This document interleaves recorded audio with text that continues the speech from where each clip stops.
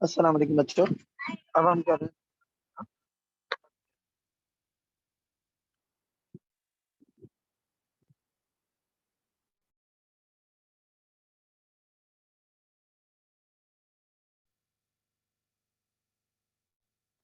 अभी हम कर रहे हैं first year accounting MCQs 2013 private. NSF stands for, NSF कहते हैं non sufficient fund. Such entry is called counter entry that is entered in cash book on both side. Both side cash book में आएगी तो क्या कहलाती है? आपकी counter entry कहलाती है। एक साइड डेबिट भी और क्रेडिट भी आए, क्या कहलाती है? हमारी काउंटर एंट्री कहलाती है। उसके बाद दीज अकाउंट्स नॉर्मली है क्रेडिट बैलेंस, एक्सेप्ट पेबल जो होता है वो क्रेडिट होता है, बैंक लोन क्रेडिट होता है, सेल्स होता है, लेकिन सेल्स रिटर्न क्या होता है? डेबिट होता है।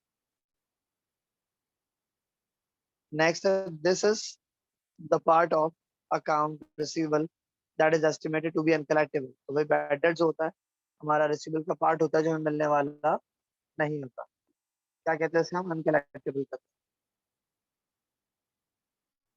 Next, assets are equal to liability plus capital. क्या आता है? एसेट्स आता है। नेक्स्ट है the total liabilities of a business are 30,000 which is 2.3 of total assets. Then the total assets will be, liability है 50,000 जो कि 2.3 है टोटल एसेट्स की। तो 50,000 को मल्टीप्लाई बाय 3 करेंगे 1.5 लाख आएगा, और 1.5 लाख को डिवाइड बाय 2 करेंगे कितना आ जाएगा? 75,000। ठीक है, 50,000। अब रेसिप्रोकल करते हैं। एक अमाउंट को मल्टीप्लाई बाय 2.3 करो तो आता है 50,000। 50,000 को मल्टीप्लाई बाय 3 डिवाइड बाय 2 करेंगे कितना आ जाएगा? 75,000। ये आ जाएगा total asset. Number 7, bank overdraft means the business has paid more out of its bank account than it has put in। तो जितना पैसा लगाया उससे ज्यादा पे कर चुकी। क्या कहलाएगा वो? हमारा बैंक ओवरड्राफ्ट। फिर interest earn but not yet receive is called accrued income. Interest कमा लिया अब तक मिला नहीं, क्या कहलाएगा हमारे पास? ये accrued income. In the balance sheet ending inventory shown as, in the balance sheet ending inventory shown as assets. Ending inventory क्या कहलाती है? हमारी एसेट्स कहलाती है। Number 10, net profit is always equal to gross profit. नहीं। More than gross? नहीं। Less than gross profit? नहीं, कभी ज्यादा भी आता है। तो नन ऑफ दीज, कंपलसरी नहीं कि ज्यादा है कम। Number 11, opening entries are prepared for. Opening entry में क्या आता है? Assets, liability, capital. जबकि क्लोजिंग एंट्री में क्या आता है? एक्सपेंस और revenue.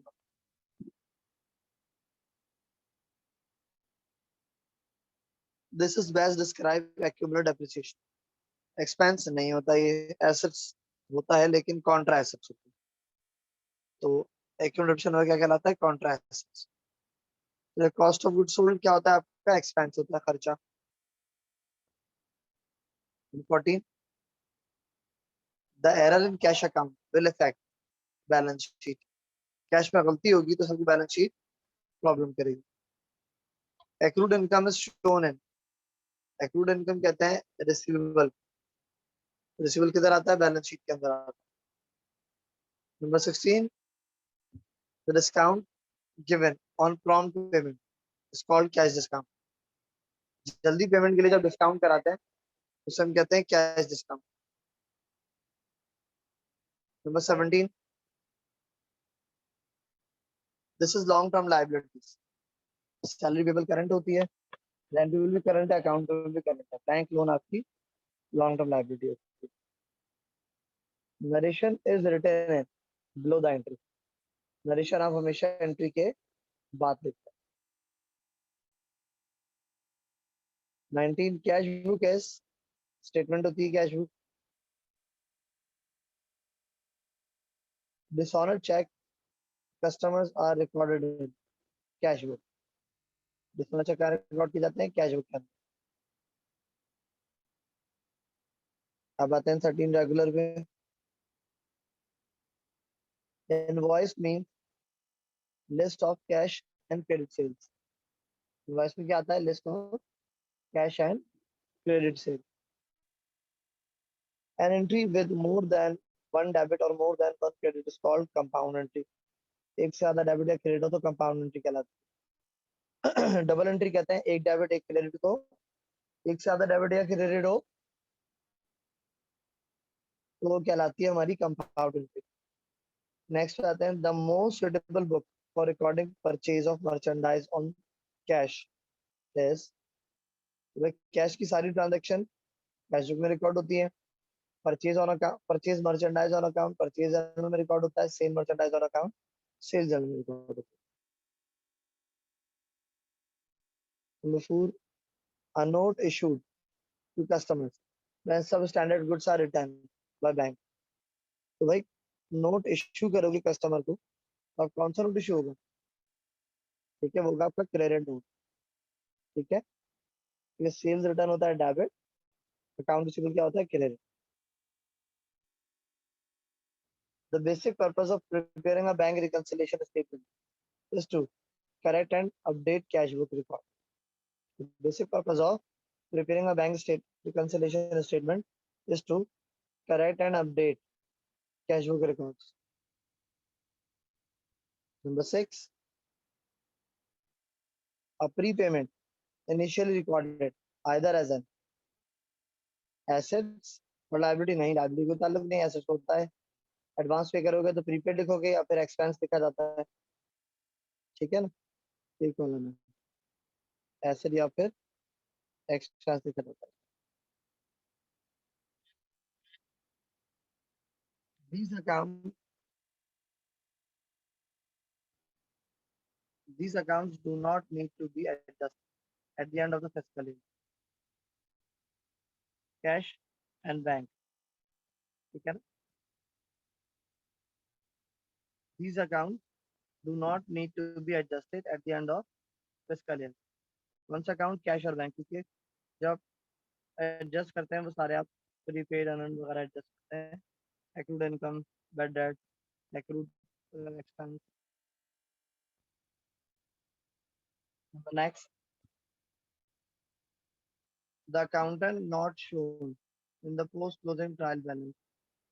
The accountant can the account not shown in the post closing trial balance is our drawing. Drawing post closing trial show नहीं होता।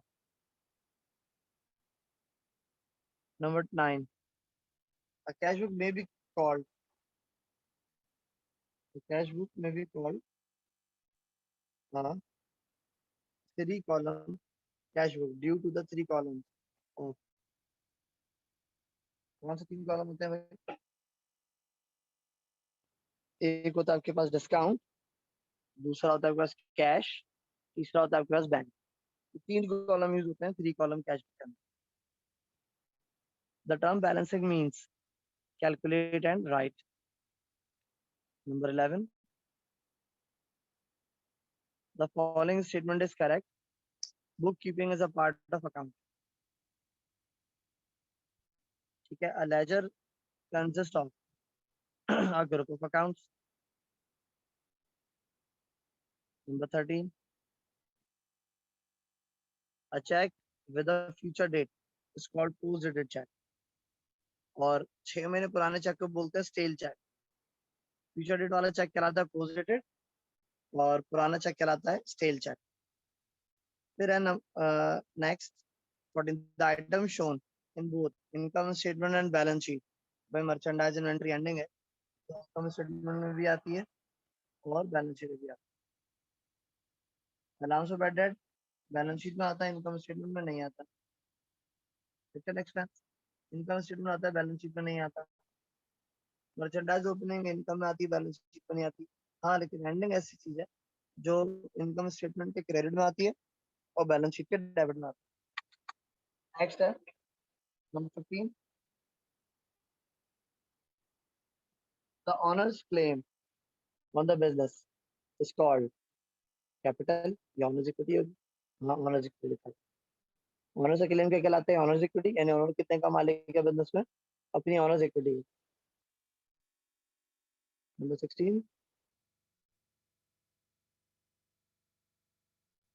From a special journal to subsidiary ledger, posting is made at the end of every month. From a special journal to subsidiary ledger, posting is made at the end of every month.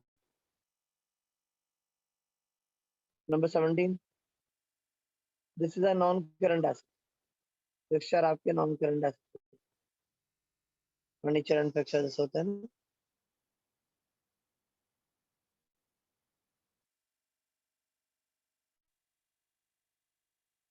Number 18 पे आते हैं।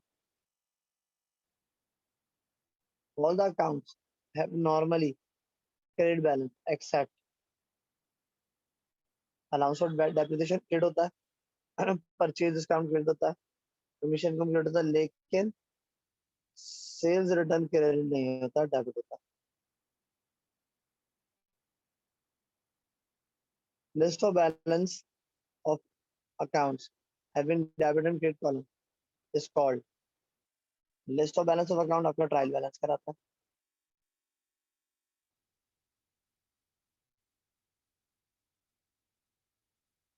Number 20, the following does not affect owners equity.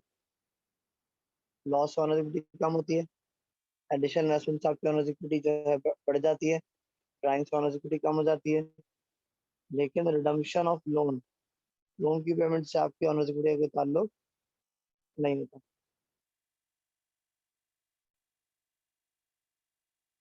Okay बच्चों, यहाँ तक हमारे वाला सवाल खत्म हो जाता है। नेक्स्ट शुरू करेंगे।